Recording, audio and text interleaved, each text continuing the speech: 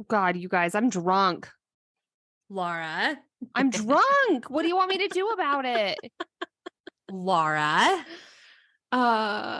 This is why we do the double feature. I love that I'm drunk and we're going to talk about a movie that I really had a hard time understanding. So let's do it. Honestly, it's going to be great. I think that's going to be part of what's going to make this great. It's going to be so good. So ready. We're not archaeologists. We're not historians. We never said we were. We're not paleontologists. Yeah. German expressionism. Don't worry about it. Don't worry about it. I can sense we're on a really good space right now. Okay. Hello.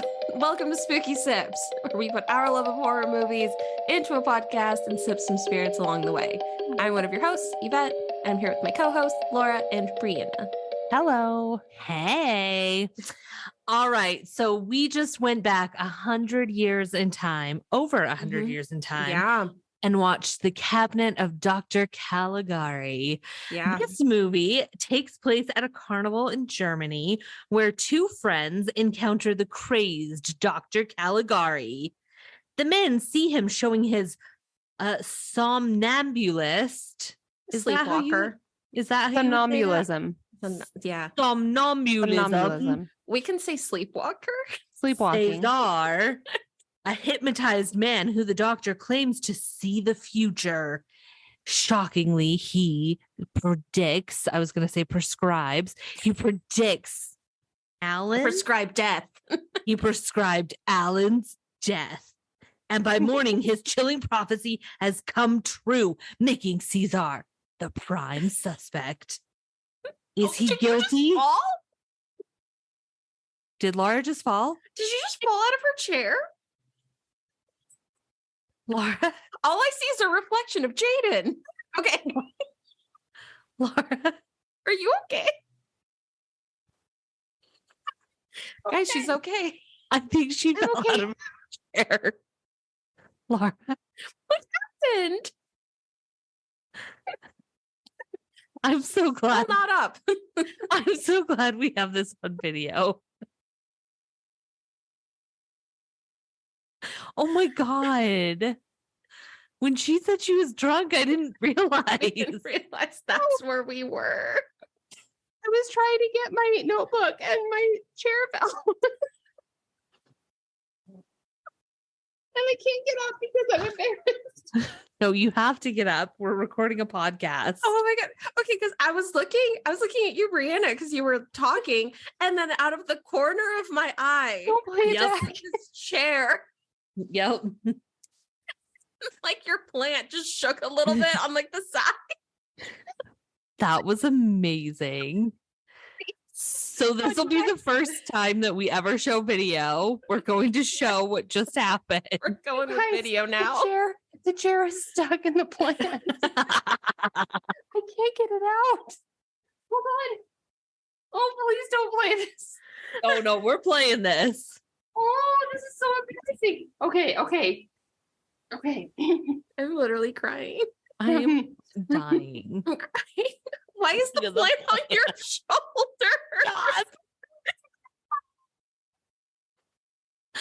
No, it's like poltergeist all over again. I swear that branch just like it looked like he was putting a little hand on her shoulder. Please continue. Please continue. I don't know how to continue. I don't even know what was happening. I went to get my notebook Are because Are you going to be able to do this? yes, no, and that's the thing. I went to get my notebook because I had all these notes, and then I fell. Okay. Let's Hold start. together. Let's start again. Welcome to Spooky Sips. No, we're not starting from the We're not top. starting from the beginning, but we're going to start from. Just cut that out. However, is Cesar guilty or is the doctor controlling him? Dun, dun, Dun, dun. Done. Okay, so this was my first horror silent movie, I think. Same. Mine too. Yeah. Amazing. Mhm. Yeah, what is it about silent films where I've only Very- seen comedies? Very quickly realized I needed to turn on the subtitles because I was just watching it and being like, wow, I don't speak German. So this is too bad. That's unfortunate. And then I realized, oh, you just turn the subtitles on and it will translate it for you. Yeah. So that happened. Yes. Thank you. Guys, I can't stop thinking about the fact that I fell out of my chair. Oh, Laura, none of us can. no. None of us No. can. I do need you to send us a copy of that. Oh, I even if will. it's just for us. I need Oh to no, see that. it's Laura's going viral. Please don't show anyone that. I'm please. showing everyone. No, you can't. Listen, when you signed up to this podcast, Yeah. I signed up for audio, not visual. It's in our that's not true. contract. It's in that the you signed. contract that you signed. Mm-hmm. We were Too there. late. I signed no such thing. We had you My sign it during favorite- Poltergeist, so you My did. favorite part was it happened when Jaden was over here making us pizza. Of course it So was. like I fell down and he's watching me and he doesn't come to help. He's He just just standing came in to the laugh. corner Oh, laughing. we saw. Oh, we Yeah. saw. We could see him in the You could room. see him? We could see yeah. the reflection of Jaden. Oh. Yeah. Oh yeah. Okay, so anyways, let's get back to the podcast. Well, I picked this movie. Tell us why. Honestly, I think just when we started this podcast, I started looking at just like old horror movies and see like what would be fun. And I had heard of the Cabinet of Dr. Caligari before. I honestly don't know why. I think I just heard of it because it's an old I movie. think it's like a classic. I Oh, had I never mean, heard of silent it. movie. Oh yeah, like it's very much so. I mean, it's a top movie. You know, the critics love it. It's been around for a while. It was very impactful when it came out. I think it's just it makes sense to have heard of it. right. Honestly, all I know is that it was super old and black and white and German. And I was like, why not? Let's Oh, do now it. see, the one I watched was remastered in color. Oh, yeah.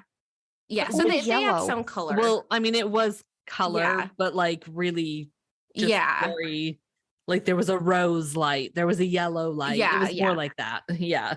There's color, but yeah. Right. Yeah. Okay, so let's just dive right in. Let's get into it because this movie is broken into acts. I can't tell you what they were. I don't remember. I can but we're tell just- you. I think there were We're just 6 of going to them. start talking. Yep. There were 6. There were 6 acts. We're going to talk about them. And Yep. we're gonna see what happens. Yep. I have to say there's something very eerie about just the jerkiness of the footage. Yeah. It's almost kind of like in The Ring Mhm. when you see Sonara coming out, or is that her name? Sonara? In The Ring? Remember. Samara? Samara. Mhm. Sonora's like, hey, Sonora, shake your body now. Shake, Sonora. I was about But to say, like- isn't that a city in Arizona? But that's Sedona. Oh my All God, right. we are really on top of it tonight, you So, guys. should we mention to our spooky sippers that this is a double feature? Yep. Yeah, we let's just- talk about what we're sipping on. We just recorded one where we Yes. I drank four White Russians. Enter shock face. Jesus Christ. I've only had one meal today, also, by the way. So Laura's in rare form. Well, that's why I fell out of my fucking chair. Yeah, I'm not quite at Laura's level, but I did photograph 3 of our cocktails today. So I started sipping at like noon today. Okay. I didn't start till like 4, but I'm doing fine. So I will be the moderator of tonight's episode, apparently. It's been a day. Okay, so before we Yay. get into it, let's talk about what we're sipping on. Oh, yes. Okay. So I chose the cocktail today. And I mean, I was trying to think, what could I possibly do for this movie? I don't think they drink anything. No. There's no reference to any sort of alcohol. No. nope. But then I thought, Prohibition. what's more German than Jagermeister? Nothing. Jaeger. Right? Nothing. Like what else could there be? So I honestly just looked a bunch up. I found one, and it's called the Black Raven cocktail. Ooh, yes. So if you sip along with us at home, if you make one for yourself, we'll post the recipe. It essentially has Jagermeister, spiced rum, Mhm. some additional black food coloring if you might want to make it a little more black. And then we added some shimmer to also get a little shimmery effect. And then top it off with some Coke and some maraschino cherries if you want. I Um, went to the Jagermeister factory. oh, how was in it? Germany. It was fine. There were spices there. There were Not that spices exciting. there. Yeah. Yeah, that was about it. That was a really good story. Thank you for I sharing just that with I us. went there. Like, what am I supposed to say other than I went It there? was fine. Oh, that's Fine. great. That was a really was fine. interesting story. Thank you. Anyway, so Dr. So- Caligari. So that's the cocktail. Honestly, it tastes. I mean, it kind of just tastes like black licorice. Is my it's a little cough syrupy. Yeah. So I'm sorry but I keep drinking it. So I feel like it tastes like a rum and coke, just with a little Yeah. extra spicy. yeah, no, it is. It's a spicy rum and coke. Mhm. I did look it up because I feel like Jagermeister is such an interesting spirit because it was created for like old German men after they go hunting. But I Oh. associate Jagermeister with like college, Mhm, which is mhm. just so weird. Like, Jaeger why? bombs. But yes, Jaeger bombs. So Mhm. yeah, I think essentially it was like when they introduced Jagermeister in the US, they were like, how do we sell this thing? And they just kind of started targeting it towards college students. And college works, students man. just took it and ran. They were like, yeah, great. Jaeger bombs. Why not? Why not, baby? Give college kids any reason to drink and they will accept it. No Right? questions asked. Yeah, because Jagermeister translates to like master hunter or like hunt master. It's so random. Even the label and stuff, it's just so weird Yeah. with like what I associate it with. Yeah, I'm not a fan of Jagermeister, but I No. like it. you know, Yeah, I keep It's complaining personal. about this drink, but I keep drinking it. So I like it. I'm a There's something fan. to it. Should we talk about the movie? Let's talk about the movie. what are we doing here? Who are we? So we don't really we can't really talk about deaths because I feel like it's far and few between. But we Yes. could talk about just this. Can we talk about the set of this movie? Yes. Oh, yes, please. 100%. Mm-hmm. I feel like it was a mixture of Tim Burton Yes. and when you go to see a ballet or a play and there's this Yes. flimsy but beautiful and intricate weird shapes and Yes. patterns and stuff. Yeah. I feel like that's what I was watching. Mhm. And I was very into it. I liked Yeah, like the a set. fun house. It was like a Mhm. fun kind house. of. Yes. Yeah, Mhm, Yeah. mhm. totally. No, it had such a cool feel to it, especially when, I totally thought the same thing. It really reminded me of Tim Burton and like his Mhm. style of not having anything be straight. Everything has to be Yes. slanted. Everything was a weird Windows angle. Mhm. are really weird. Doors are triangles. well, Like, and there's- yeah, the triangle doors were Yes, wild. which is so cool. And honestly, I feel like that you have to appreciate that this was kind of the first movie that did that. Like, this was the first movie that looked like that. Yes. Oh, I love that. And so No. it's kind of crazy that we can watch this movie that's 103 years old and we see its influence like immediately. Like, you can tell how many Right. people have pulled from that and Well, and referenced it. We have The- to say it shouldn't be that it's like Tim Burton-esque. It's like Tim Burton is this movie-esque. Yes. Right. Because Honestly. like Mhm. this movie obviously had to have influenced him. Like, Oh, Right. yeah.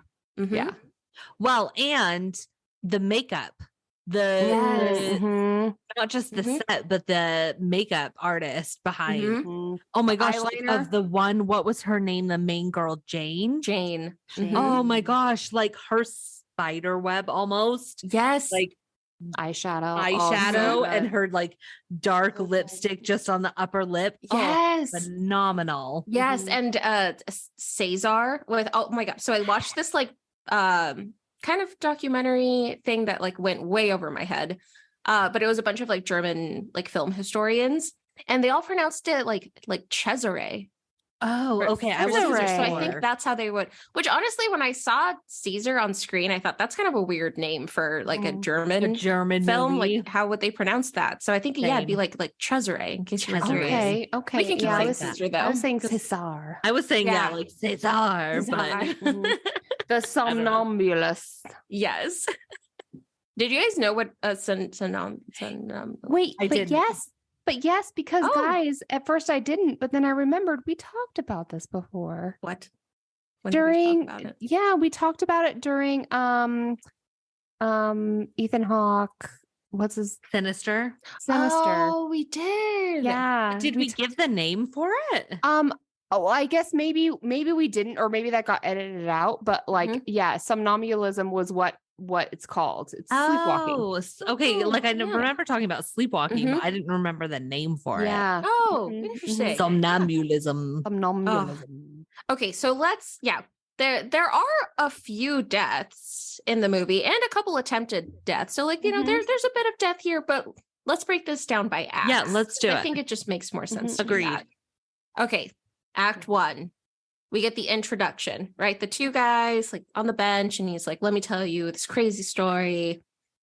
Jane walks through. Jane walks through his fiance, and then we get it kind of ends, you know, with like Caligari going to the town clerk, getting his permit or whatever. Yeah, and then he's in the fair. At the fair, introducing for the first time Caesar. So that was kind of our introduction. Yep. Who has slept for 23 years, he said. Yes. Which, when I heard that, and what does this say about my own mental health? But I was like, yes. It's like, I want to just sleep for 23 years. 23 years. Spooky sippers, if you didn't already know, I am terrible at sleeping. Like the last 4 nights in a row, I wake up at 4:30. Oh. Even if I go to bed at 2, it doesn't matter. I am terrible at sleeping. So when he said that he has slept uninterrupted for 23 years, I was like, that's my fucking dream. Right. You're like, don't wake him up. Don't wake him up. That sounds amazing. Yeah. So then we get into our second act. Yes. Yes. And we've already talked about the setup a little bit of what the town looks like. When they shoot to the first scene of the town, which is the mountain kind of town with all of the houses built on top of it. Just all of it it's so cool. The set is so cool. Yeah. Like it looks really cheap. Like it looks like it was all like just fabric or something. Oh yeah, it looks like a set, also like a play. So beautiful. Yeah, like a play. I think it looks like a set of a ballet, and even how the way that the guys walk, like they look like ballerinas. I loved it so much. Yeah. So, okay, so then we get to Act 2, where we're introduced to the first death. I don't think we see it, but someone comes out like screaming, like the town clerk has been killed. He's been murdered. Stabbed in the side. This is what begins my confusion. I couldn't understand anyone and who they were. Why were you confused? I don't know. I couldn't understand who people were, and was the town clerk. He was the guy in the really tall chair. I know, but the tall chair. What was that? That's the town clerk. I love those chairs. My back could never. Oh no, guys, no. I honestly watched this movie sober too, and I could not understand what was happening. We'll talk through it. I got really confused. Okay, so the second act, we've got the death of the clerk. We also get the second death, which is after Alan and Francis go to see Dr. Caligari. And they get their prediction. He asks, how long will I live? And that's when Cesar, or however you say his name, tells him until dawn. Yes.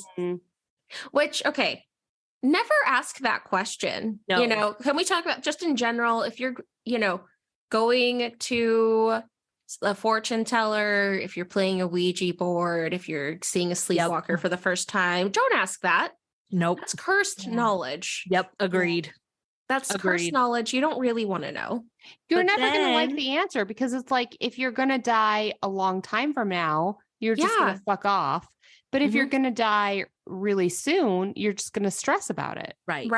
It's never going to be cursed good. knowledge. That's the worst question to ask. Yeah. So then it's nighttime. Alan goes to bed, and then all of a sudden Alan is laying in bed, and there's this shadowy figure that appears at his bed. It gets larger and larger. Dun, dun, dun. And we see a pointy object. Alan dies. Poor Alan. Poor Alan. And is that the end of our act, or is there more? That's end of Act 2. That's the end of Act 2. Yes. Yeah. So beginning of Act 3, people learn that Alan is dead. Yes. And they immediately think there's some up with Dr. Caligari. Yeah, they know Caesar, that there's something going on. He predicted it, that like clearly there's something wrong. But as they're going to go and confront them or question them or whatever, we get news that the murderer has been caught. And it was someone else. Yeah, it was who some other guy. Attempting to murder a woman. Yes. She doesn't get killed. She lives. Yep. But I have to say, though, before that happens, there's a scene of the two dudes walking with the girl.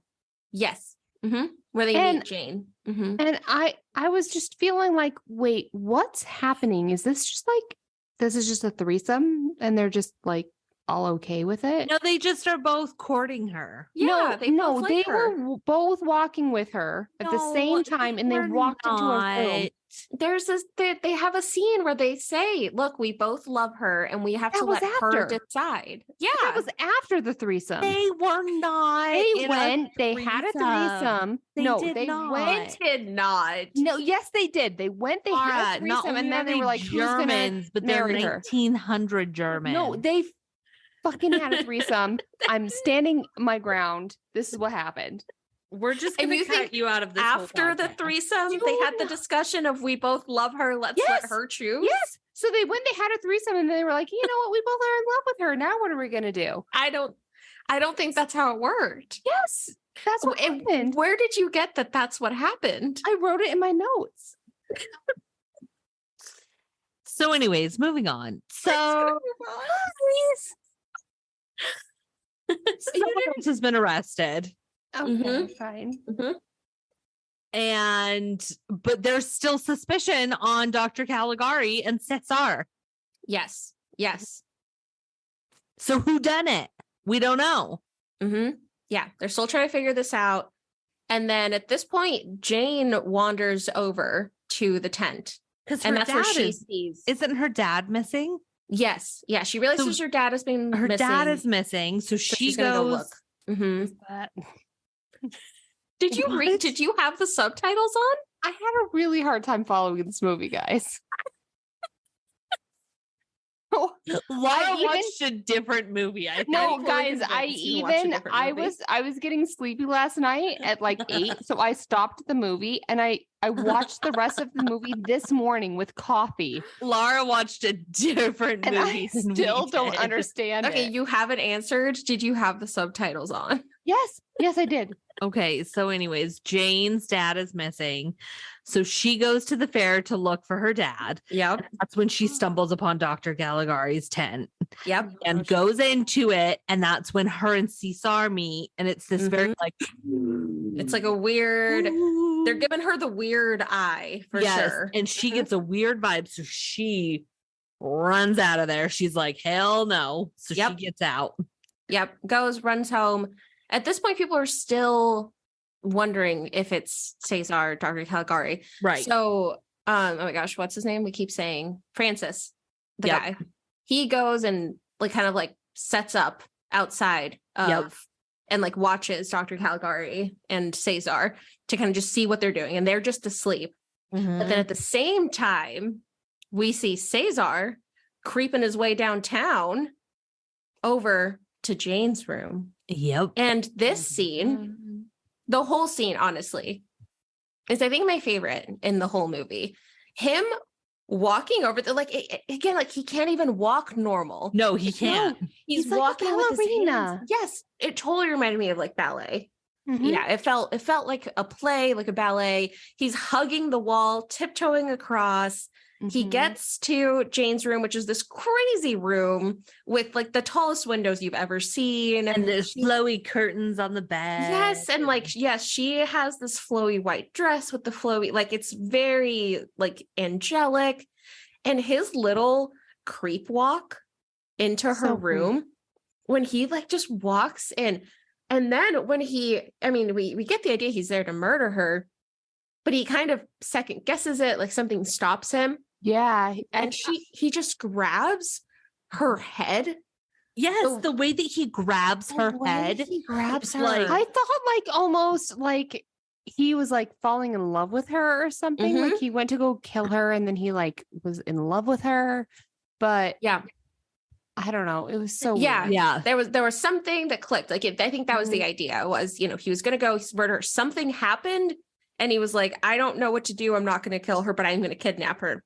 So he kidnaps her. He runs up this funky looking roof thing, which also very cool when he's running on the roof and it's like the really thin, like narrow buildings that he's going through.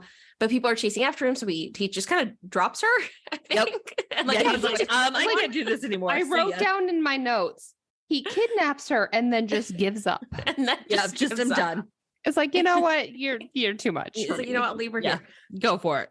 He runs away. And then we see him kind of collapse. Like he goes off into the forest and then just. I mean, because he probably has a lot of muscle atrophy. Yeah. You know what I mean? Like, I believe he was really a somnambulist. True. I think the idea is like he was though. I believed it. Yeah. We'll get into it. Okay. All right. We'll get into it. Okay. So Jane is okay. Caesar seems not okay. We move on. This is where we learn, because it's like, wait, so was it Caesar? Was it not? He was in his room. But then we realize, in the room, it was actually a dummy. A puppet. Yes. It was a puppet. Dun, dun, dun, which does not look realistic at all. I mean, when they pull it out of the box. In the box, though, the in whole a point is that dark he's room, sleeping. And right, it's like in a box in a dark room. I could see how it could be believable enough. Yeah. That's the part that Laura paid attention to. Right. Like, no. Something is off here. Okay, so we find out, there's the dummy that was there. They're chasing, just Francis chases Dr. Caligari into the insane asylum. Yes, which I love. So he's in there and he's trying to find him, trying to figure out what's going on.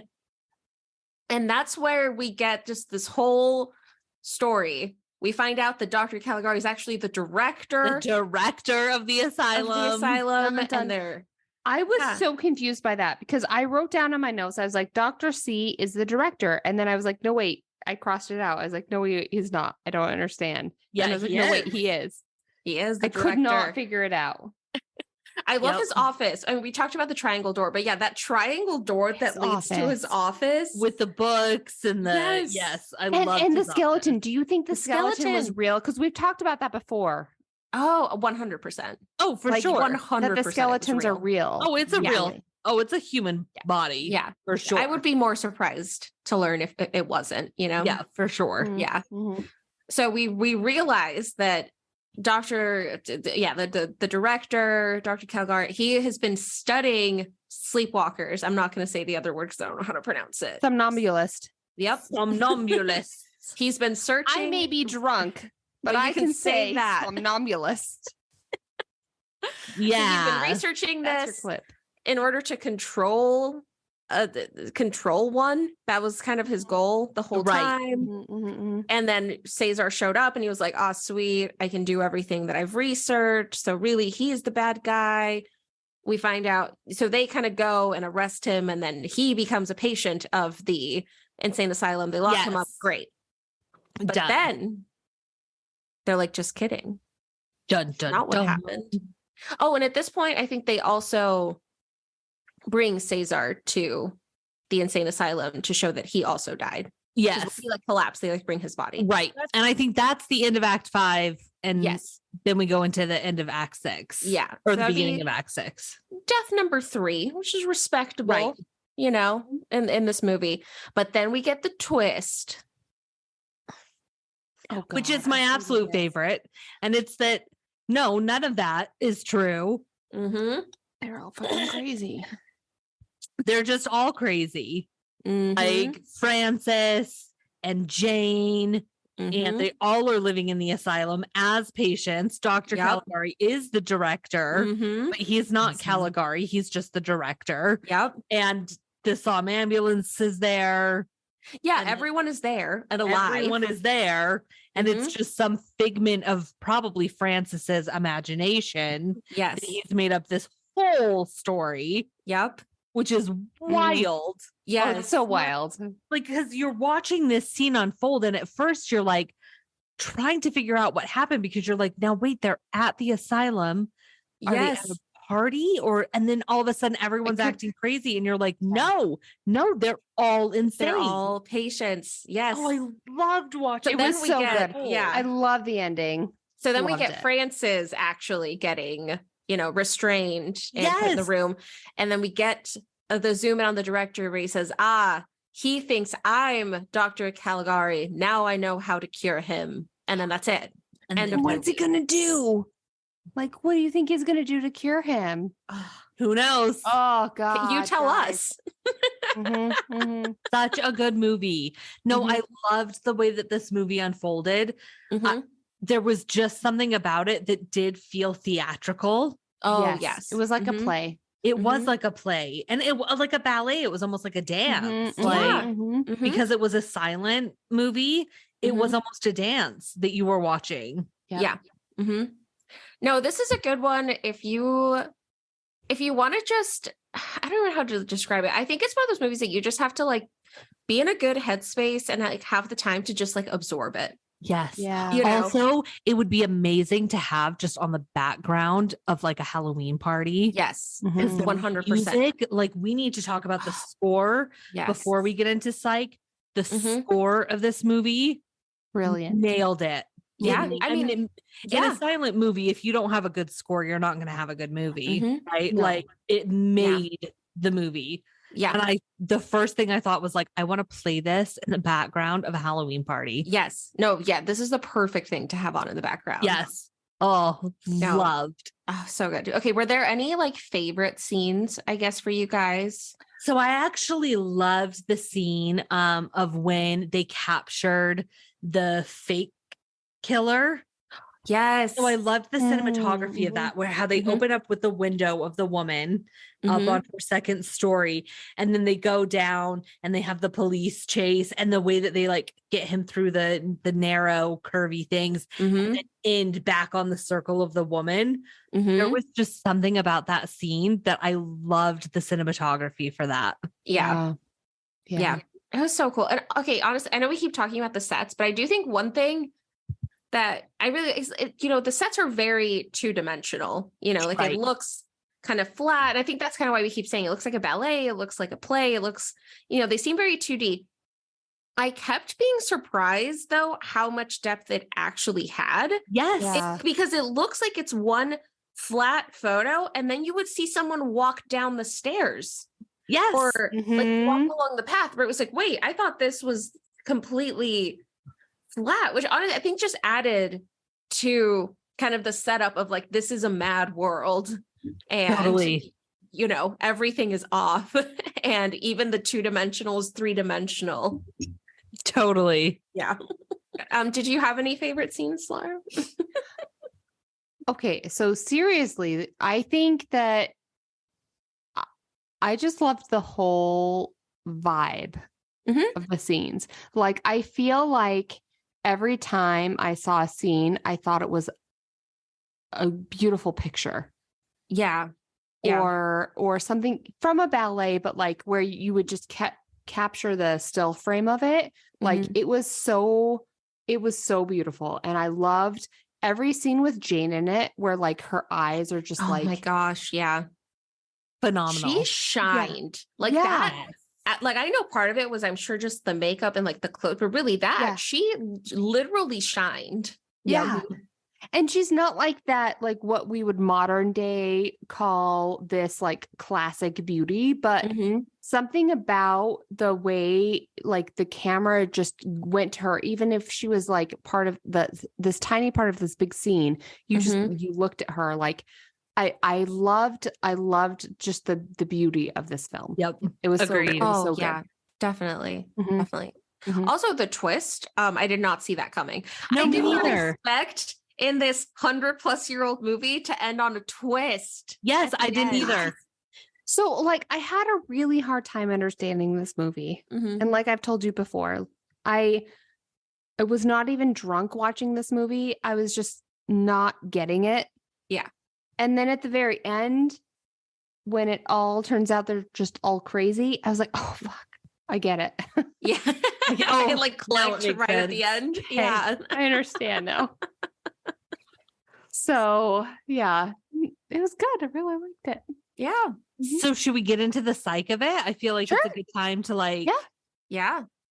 get into Okay. the psych. So my initial thought during this movie was it's a silent movie. Mhm. What are the psychology behind facial expressions? Because really, yeah. that's the majority of what the acting of this was. Mhm. It wasn't dialogue, it wasn't conversation, because they had their little blurbs of what they were saying, but the majority of this entire story was all facial expressions. Yeah. So this all goes back to Darwin. And Darwin said this was facial expressions and understanding it was all about survival, Mhm. which you can like kind of get. But Right. Yeah. there are 6 primary emotions that are universal to understanding. So Oh. if you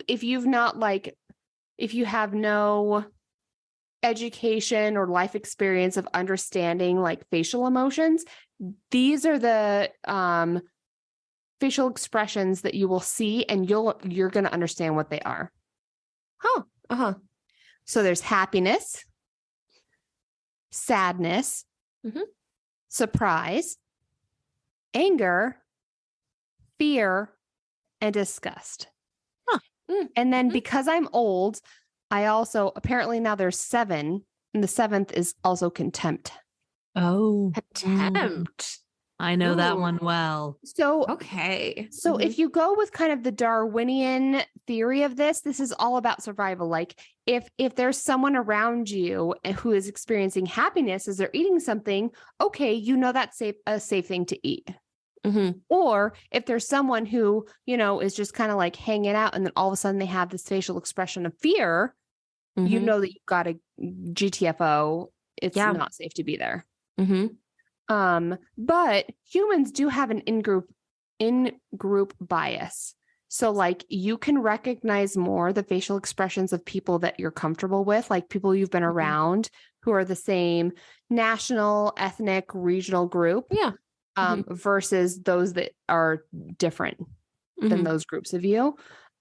Just because I think you have to like fine tune those tools of Yeah. survival. So you're Mhm. going to do it toward the ones that are like you're going to be around. Like familiar to you. Yeah. Yeah. Yeah.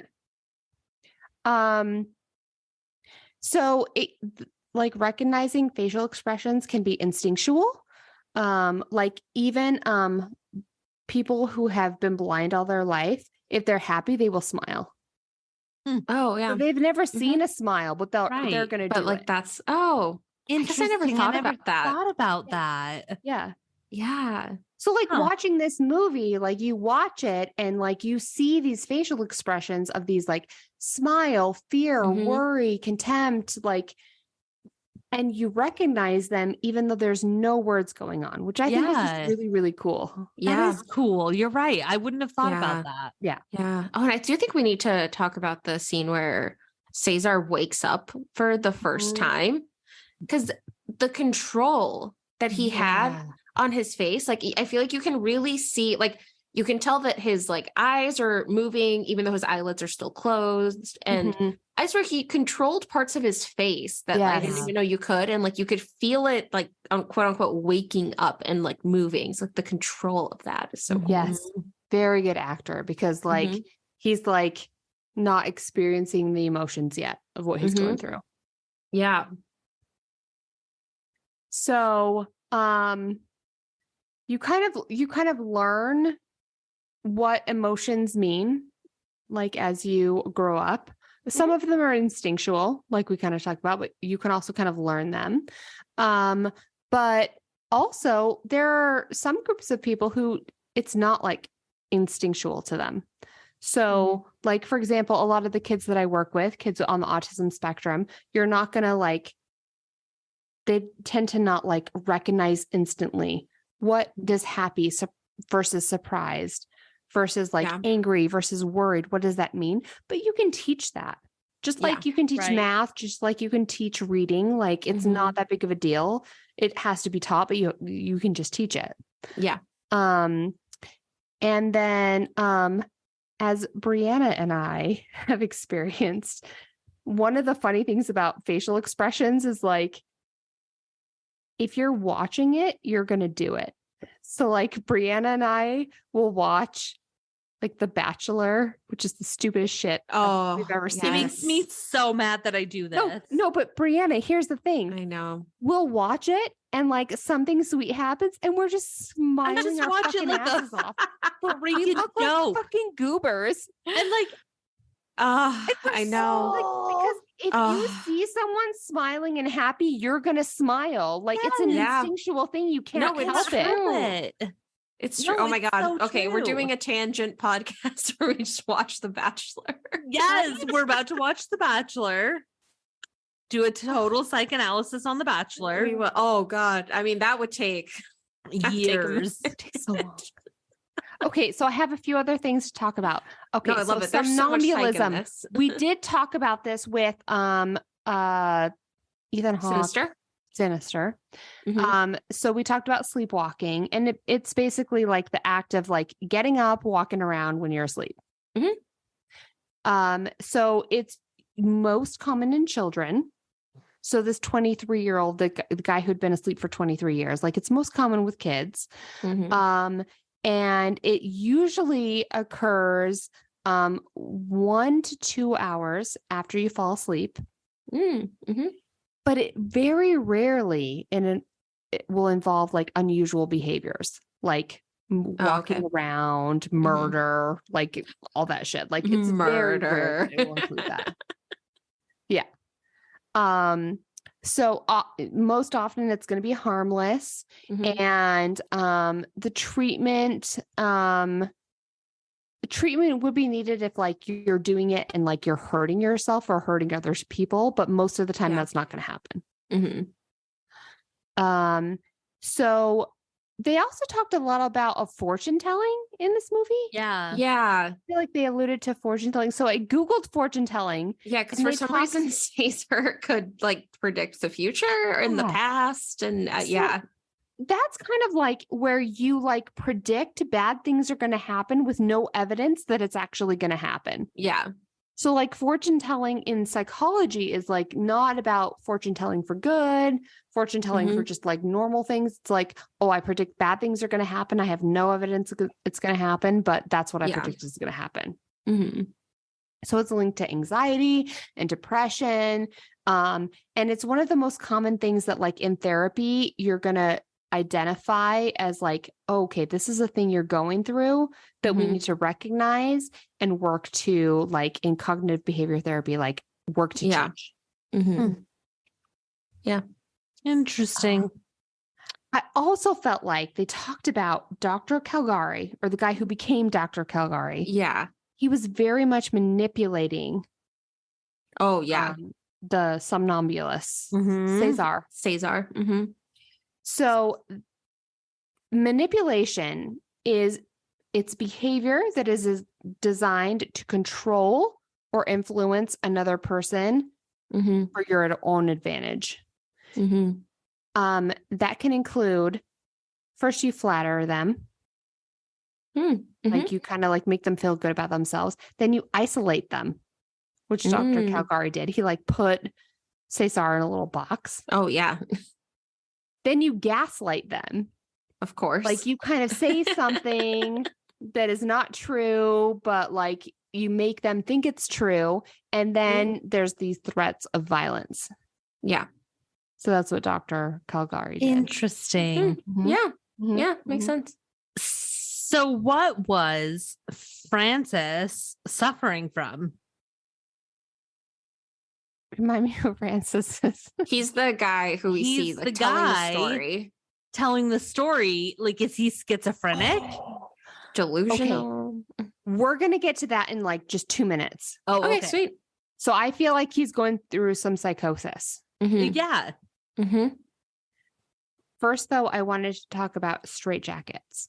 Oh, yeah. Because, they use those. They seem to really like those in this. Yes, I want a straitjacket. Okay, so guys, those were invented. Wear one. Anywhere between 1772 1772 to 1790.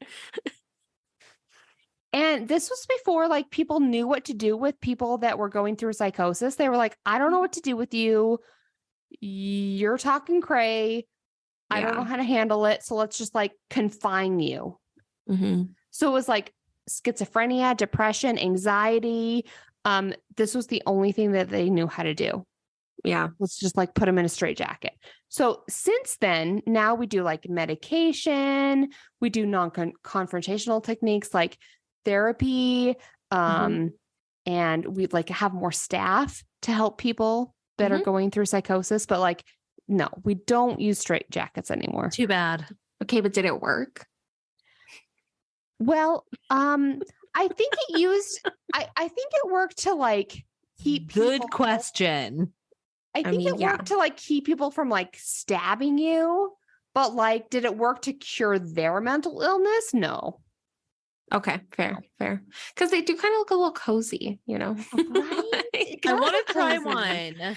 Right? Like, you know, like, yeah. Well, you know what? They're We will not have used. a picture of Brianna in a straitjacket. We'll find you one. They're not used in mental health facilities or hospitals anymore, but like prisons still use them occasionally. Do they really? Yeah, not often, but they are still used. Yeah. Okay, I think it's like $160 on Amazon. Yeah. Oh, damn Well, it. All will you right. please We'll order make me me one. If we get enough Patreon subscribers. Yeah, if we get enough Patreon subscribers, we Brianna will be wear a using it. straitjacket. We'll be using all of it to fund everyone the straitjacket. start paying us money. Yes, Please. Yeah. Just think about all the good it'll do us. Okay, so they were also in the insane asylum.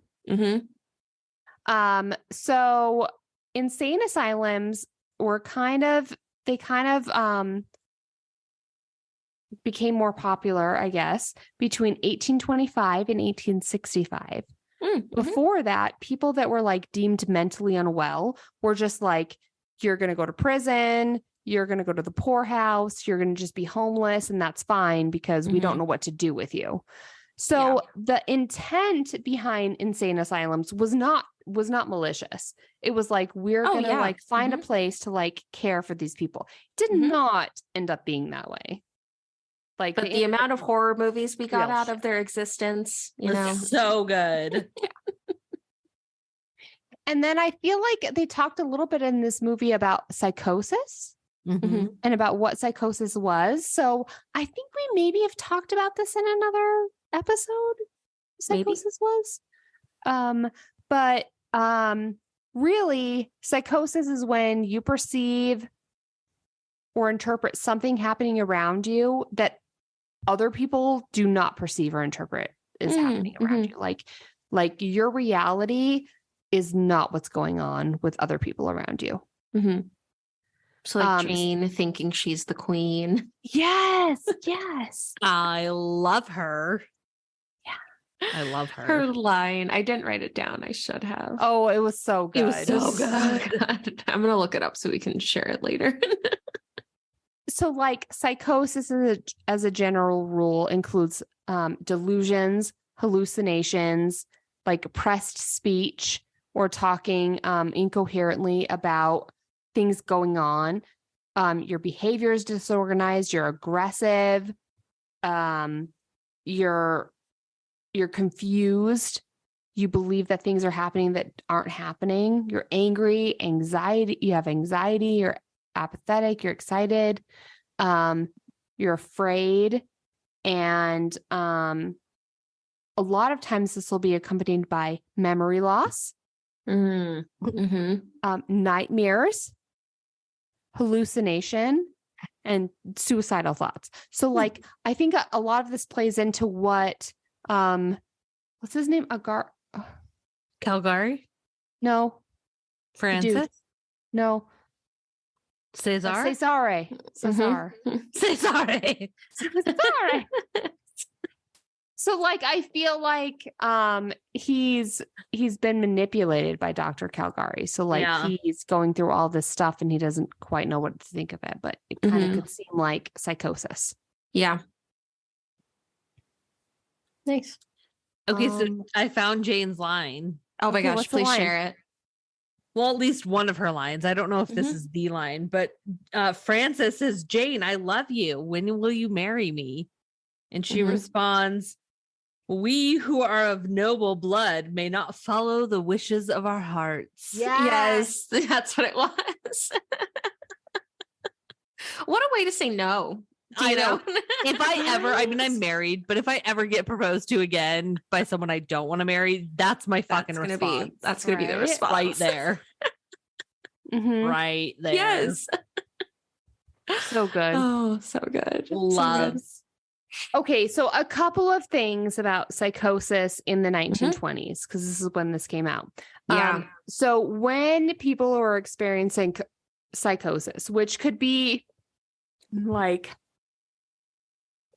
from schizophrenia, where you're having delusions or hallucinations. So like you are hearing voices from other people that others cannot perceive as there, or you're seeing things that others cannot perceive as there, where you're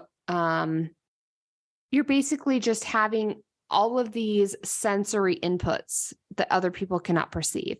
Mhm. So if that would happen to you in 1920s, you would maybe get an insulin coma, Okay. shock or electroconvulsive therapy, or lobotomy. Oh God. Wow. Yes. What options? Or like a frontal lobe lobotomy, which is like severing the nerve pathways from the frontal lobe. Is that the one where they go through the eyeball? I think it's almost maybe like where they go up through the nose or the eyeball. Like, but there's it the was one up where they here. go in like the Yeah. inside of the eyeball, Yes. right? So Yes. if you're experiencing these things back then, that's kind of your only options. Whereas now it's more medication, psychotherapy, and actually sometimes electroshock. It's not It's as it a was thing. back then. No, but it's a thing still. Mhm. But that can be a thing. Whereas like, so your brain is made up of chemicals. Mhm. And I think that's a thing that like people don't always understand. Like it's Yeah. chemicals and pathways. So like sometimes if you can disrupt them and like change what they're doing, it really can fix it. Yeah. It seems super fucking scary. I get that. Yeah. But Mhm. sometimes it can help. Yeah. Fascinating. So that's Well, my psycho analysis. I'm happy we came up with more treatment options in the world. Love. Yeah. I think it's so interesting though. Yeah. What a fascinating subject. Mhm. Oh my gosh. Yeah. Yeah. Yes. good. Okay. Well, are we ready for some like maybe fun facts / Yes. history? I think Totally. they're so intertwined that I kind of figure I'm going to do them both. Yeah, at the just same do them at time. the same time. Yeah. I've got a Yes. couple of history things. Oh, so sweet. Okay, I'll yeah, include yeah. them in. Throw them in whenever. Okay, so one fun one is that the sets that we've talked a lot about, they were basically just made out of paper. And then so we can talk about it a little bit. So this was filmed in 1919, released February 1920. So we might be releasing it like right around the anniversary of the release. Yeah. Oh my gosh. It premiered February 26th. Okay. Okay, so we're right on the 103-year mark. Germany was not doing well. World War I didn't exactly go great for them. So right after, they were rationing electricity, so you can just get like easy access to power. So in order to kind of combat that, what they did is for the sets, they drew in the shadows and they drew in light, which you can kind of see. Oh, you Because like can. in the buildings, they'll kind of draw the shadows, but then you'll have someone walking and it'll be an actual shadow. Yes. But honestly, I feel like it worked. Again, like I don't know how they made this super two-dimensional thing look as good as it did. It made it more artistic, I think. Yeah. No, it definitely did. More fun facts. Okay. Oh, I love seeing how much things cost. So the sets were made for around $800, back then. And then the actors were paid about $30 a day. So I did try to look at the conversion. And again, Germany was really struggling at this point. Right. I don't know if you guys have seen it, but there's like that really famous picture of like people with like a wheelbarrow of money because inflation was so bad that everything was super expensive. Yeah. That picture was taken in like 1923. I want to say. So like very, very much that they were already heading in that direction. So when I looked at the conversion, it said that 800 was about $13,000 in today's money, which like maybe not, because I'm assuming it was, hard to calculate. It's not linear. It's too hard to track. Exactly. Right? Yeah. And like, if anything, I think it makes it more impressive when you hear how high inflation was, where, people were like, it was like literally like $1 million, was being spent on little things. The fact that they made it for the equivalent for $800 back then, like, was it literally just paper and markers? Like that is, I felt like the scene looked like it was like canvas that people just drew on. It did look like that. And I loved it. And that's why I felt like it looked like this ballet or play or something. But like, it looked really cheap. Yeah. But I don't mean that in a bad way. Yeah. And honestly, it looks like a piece of art. Like I saw I saw the, like there were photos of the sketches of what they wanted the sets to look like. And it looked exactly like it because, of even the way that like when they were in Jane's house, the flowers on the table, like the vase, even just that piece was so artistic. Yeah. Yes. No, nothing could be. The chairs, every single chair in this movie was weird and really tall or really off. Like every chair looked so uncomfortable in this movie. Like everything was off. Yeah. Okay, let's see. One more like money figure. The story was written by Hans.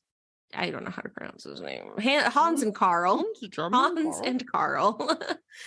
And they sold the story for $200, which would be maybe $6,000 today. I don't know how to calculate that number. And originally, their story did not have the twist at the end. Oh, that makes the whole movie. Did not like. I feel like I wasn't drunk watching this movie, but I didn't get it. So much of it I didn't get, and I know we've already talked about this, but like, if you didn't, the only time I feel like I finally understood this movie was when there was the twist. Interesting. So if you didn't have it, like, what do you have? I don't understand. What? I mean, you have the whole rest of the movie. No, but like none of it made sense. Like they were like, the Dr. Caligari is the director, but like then they were like, he's not. Like I wrote Dr. Caligari is the director, and then I crossed it out because they made me question myself, and then he was again, and then I'm like, I don't know what the fuck is going on in this movie. Yeah I mean, okay, and one part of it, and again, we're not historians or archaeologists or archaeologists, biologists, any of the ists. We're not any of them. no So a big part of that is that the two writers were very much so pacifists. They had both gone to war during World War I. One of them had been dishonorably discharged for psychiatric reasons. And so the inspiration for the psychiatrist, Dr. Caligari, Dr. C, was very much so based off of the psychiatrist he had to interact with to get dishonorably discharged. And so they very much so wanted this movie to be, we should question authority because the insanity could be inside of them. And they felt that adding the twist at the end kind of took away from that to say, oh, well, by Francis being insane, it doesn't question authority kind of in the that way they originally intended. And on the one hand, I do get that. I do think one of the better arguments I saw for the twist, though, is that part of why the world looks so like wonky, and like off is because, we're seeing it through like a madman's eyes. But then even after the twist, nothing changes. Everything looks the same.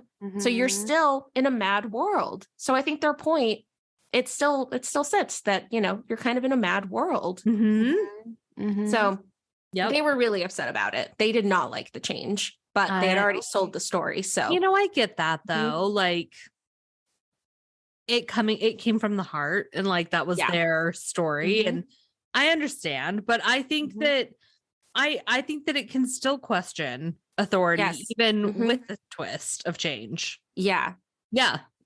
Totally. And oh my gosh, so many people. I mean, if anyone wants to get into it, so many people dove into the historical impacts and how it relates. I think one of the biggest books is called like From Caligari to Hitler. It just analyzes what the story was referencing and, you know, Germany at the time and what it represented and stuff. So there's a lot of very talented film historians who have done this analysis. We are not them. No, we're just drunk. And by we, I mean me. Laura only got the twist. So. I'm sorry, guys. I fell out of my chair. It's fine. I don't know. Okay, let's see. Some more fun facts. For a very long time, this movie had a 100% on Rotten Tomatoes.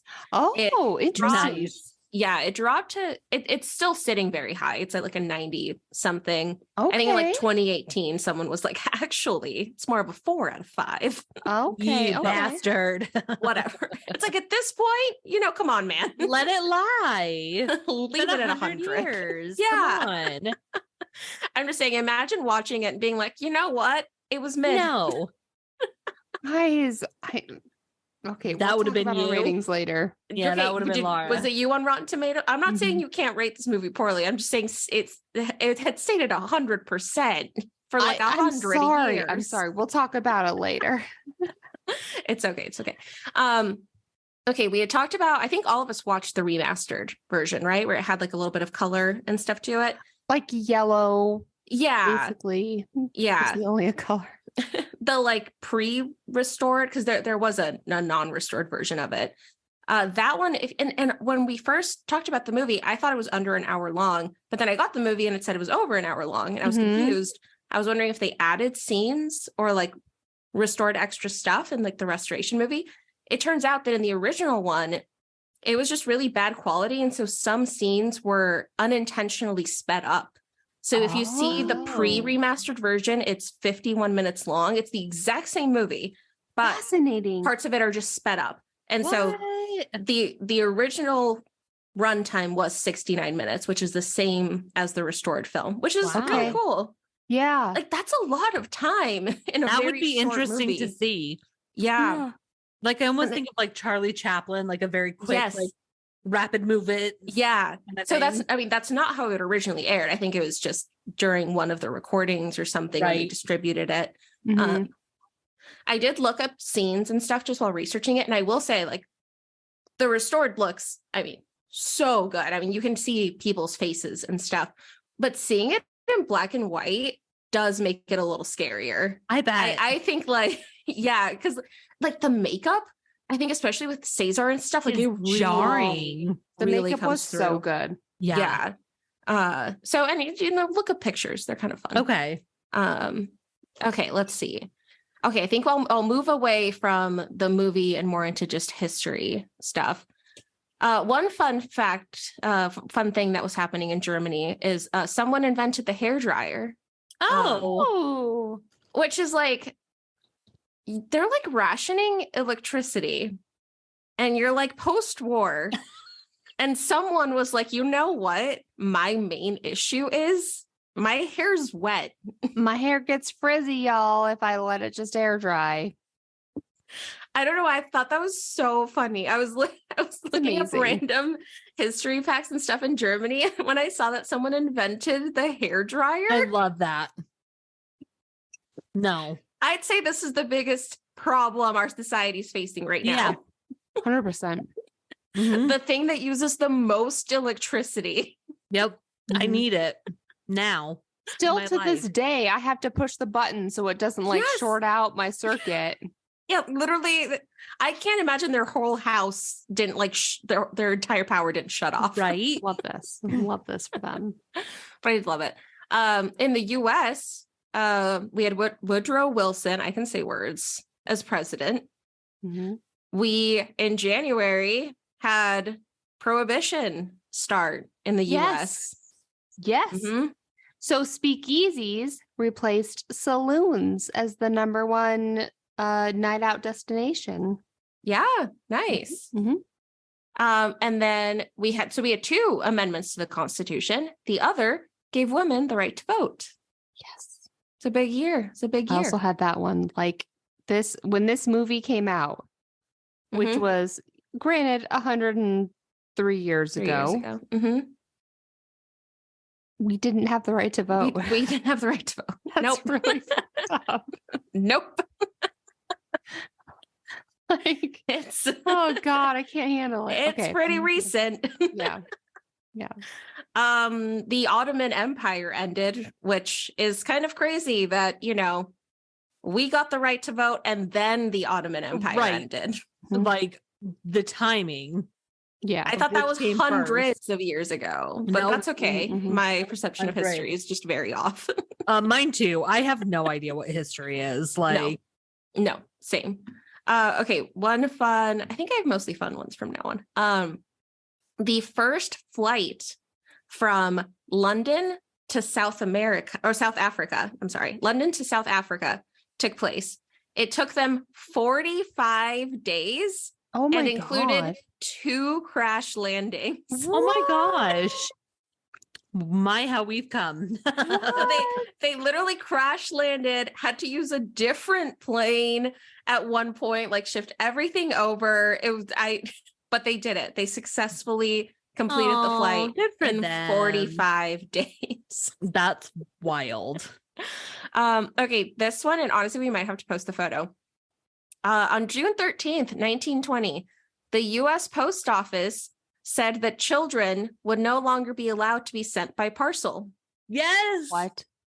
I know this one. Wait, could they be sent by parcel before? Yes, you Yep. could. You could do it. Yep. Wait, you just stick a stamp on their forehead and go? Yep. Yeah, and Yes. take them to grandma's house. Literally. Oh, wait. Okay, so I have a fun fact that corresponds to this. Yeah. The cost of a first class stamp was 2 cents. Nice. Well, it's pretty cheap to move a baby. So wait, you know? could send a baby? yes. Yeah. So this was 2 a big cents. thing. So obviously, like the US Post Office, like it existed, and people started to realize that there weren't really any regulations in place for what you could send over the mail. They would just send everything. So people kind of started to send more and more stuff, like people sending like bricks and snakes and eggs, like just random things in the mail. Babies. And there's at least 7 recorded cases of babies being sent by parcel. No. Yes. So there's a photo, and I do think it was staged, but it is from the 1920s, of a mailman with a baby inside of his bag. Oh my love it. God, that's amazing. We might need to post that. I think we have to. So That's funny. amazing. I found an old ad for a vacuum, and the vacuum was $29 Whoa. in 1920. That's pretty Okay. substantial. That would be the equivalent of $425 today. That's like a Dyson. I mean, Right? you I gotta mean, keep the nice house vacuums clean. are that much, but I was offended. Yeah. It's like $29 for a vacuum. Yeah, that's pretty substantial. That's a lot. yeah. Let's see. Raggedy Ann was introduced. Like the doll, like the Raggedy Ann doll with the brown hair. Yeah. The character existed before, but they introduced the doll. Okay. Let's see. What Okay, else I was have there? one while you're looking. Yeah. American chemist William Draper Parkins proposed the existence of the subatomic particle, the Mhm. neutron. Wow. Oh. So like, okay, I butchered that. That was hard for you. Wait, please cut out everything I said up to this point. In 1920, the neutron was proposed. How's that? Yeah, there you go. Yeah, That's good. better. Yeah. Please Can I cut do out it with the everything I video said. of your eyes just really? Yeah. Just I'm trying. Guys, I have not had much to eat. He's drunk. Go home. Yeah. Let's see. I think the other one I had was that Belgium hosted the Summer Olympics that year. Nice. And it was the first game that had the 5 interlocking rings to show unity. Oh, But that's when we cool. first got those. And it was also the first games to have doves released. Oh, wow. Like, Stupid. don't worry, guys. Everything's fine now. World peace. poor World doves. peace. Yes. World They peace. had nothing to do with this. Yeah. Very upsetting. But yeah, I think that might be it. Yeah, the movie did pretty okay. I guess this movie when it was released. Yeah, I was gonna ask, like, do we know how it was when it came out? Yeah. So in Germany, they put up a bunch of posters that said, you have to become Dr. Caligari. And that's what they would say. It's just you. So that's it. Like, that's all that they would show, not really showing anything about the movie. like so that's kind of how they did it there. So it was received pretty well. And this was, with it being post World War I, some of the, what's the word? Like, they didn't allow it. Like the embargoes? Embargoes. Yeah, like just restrictions and stuff. Kind of during World War I, even so, apparently Germany had like a pop-in movie scene. You know, they were trying to compete with Hollywood. Anyway, yeah, so Germany actually had kind of a pop-in movie scene. They were trying really hard to compete with Hollywood, come up with new ideas. And a lot of people kind of credit the Cabinet of Dr. Caligari with being the first real horror movie. Okay, so actually I was going to ask, because I had heard that. Yeah. Was this the first horror movie? So there was a short film, like a really short French film that was also kind of horror. Okay. It definitely, the genre of horror in movie did not exist when this movie came out. So this definitely kind of started something new. It showed something new. And a lot of people do say that this is kind of the first true horror movie. Yeah. Interesting. So yeah, apparently a lot of movies were trying to come out of Germany then, really trying to compete with Hollywood.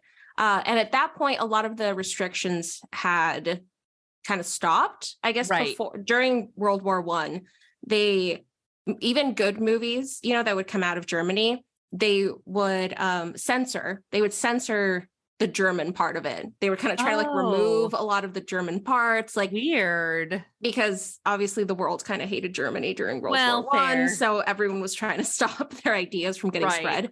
So this movie kind of benefited with it was post World War I. People were okay showing parts of Germany. This movie didn't seem too bad, so it was able to air in different parts of the world. Okay. And some random theater in Paris actually played it for 7 years. Oh my god! Like, they just kept it.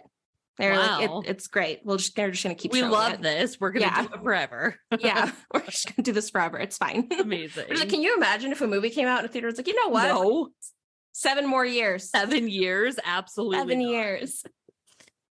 Oh my gosh, what a good choice of a movie! Because like a lot, totally different than anything we've ever done. Yeah. But I feel like it's one of those historical ones that you have to see. Like if you're a horror buff, you've got to add this to your repertoire. Yeah. And you can just see how many different movies have referenced it. Came from it. Yeah. I mean, we talked about Tim Burton, which really his whole style really does look like this. And the whole style. When the scene where Cesar is coming into the room with Jane, I immediately got Edward Scissorhands. Like, me way too. I thought the same thing. His makeup, you can see you can see it there. Thing. You get, I feel like I got some of like Guillermo del Toro. Yes. And a lot of it I saw like Shutter Island, you know, with the end and having kind of what really happened. I thought of Shutter Island when I watched this. Like, so many movies you can see, and this was the original. Like they really did do it first. Obviously, horror existed, like horror writing and stuff. I do think this movie, like Dracula, like Dracula was definitely an inspiration for the movie. So like there was horror writing, but I mean they were really the first movie to do this. And it's crazy that 100 years later you can think through so many horror movies and say like, oh yeah, that kind of just looks like that, you know, like the Cabinet of Dr. Caligari. It's wild. Yep, I agree. Yeah. Okay, so on that note, I think we should get into how many sips we want to give this movie. Because here on Spooky Sips, we don't give stars, we give sips. So ladies, I really want to hear what Laura is going to say. Out of five sips, how many do you give this movie? Laura, you're first. Okay.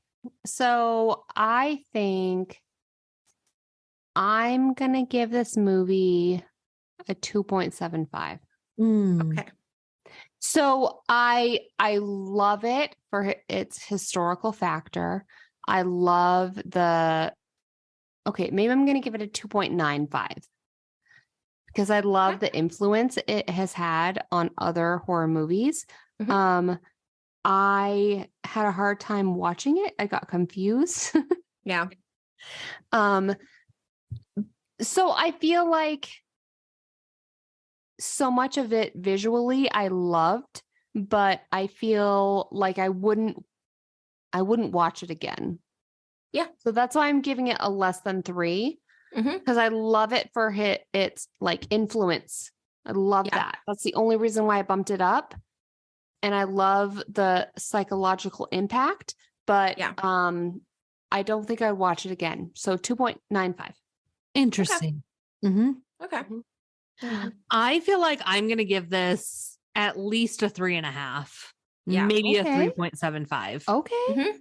Because to me, I feel like it's a fundamental in any horror movie buffs, cabinet. Yeah. Shall we say? I feel like you have to have this one in here. Yeah. I feel like it's an essential, and just watching the experience of watching it was for me really enjoyable. Like I liked the music. I liked the set. I felt very creepy watching it. Felt dark and mysterious. So for me, I'm going to go with a 3.75. Yeah. Yeah. Respectable. I actually hadn't thought about what I was going to rate this movie. It feels wrong to rate this movie. Right? I feel like this is one of those movies where someone who's a lot smarter than me can tell me why it's actually perfect. Right. It's a classic, right? Like it's like you can't, that's why it's hard because even though I didn't fully enjoy it the entire time I was watching it. But you like what you like. Yeah. I get but the you like what you like. So yeah. Yeah. No, oh my gosh, that documentary that I watched afterwards, it so over my head. They talked about so many things where I was like, what movie did you watch? Because that's not what I saw.